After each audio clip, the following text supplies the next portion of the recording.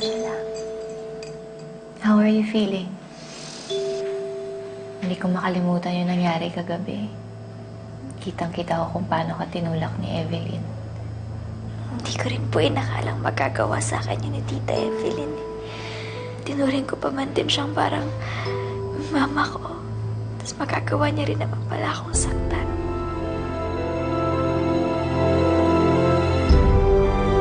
Isa lang ibig sabihin nun, Angela. Baliwala ka na sa kanya. Alam naman natin na mas matimbang sa kanya si Claire, di ba? Kasi anak niya yun. Wala ka talagang laban kay Claire pagdating kay Evelyn, Angela. Sabi niya pa man din po sa akin. Parang totoong anak niya yung tingin niya sa akin. Tapos ganun din naman pala yung mangyayari.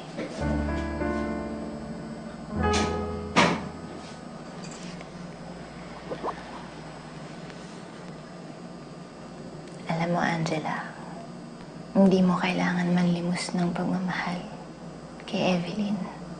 Nandito kami ng titularing mo. Alam mo ba, he loves you so much. Sobra. Kaya nga napamahal na rin ako sa'yo eh. Lahat ng mahalaga sa kanya, tanggap ko. Ganun ko siya kamahal. At hindi ako papayag na saktan o agawin ang kahit sinong mahal ko. Kasama ka dun. Salamat po. Alam mo, Angela,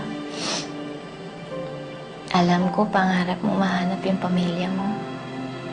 Pero sa totoo lang, pangarap ko din makasal kami ng titulari mo. Para maging totoong pamilya na tayo. Kahit habang hinahanap mo yung mga magulang mo. Alam ko kasi na yun yung magpapasaya sa kanya eh. Nang magkaroon ulit ng pamilya. Sana nga po, ikasal na kayo ni Tito Larry.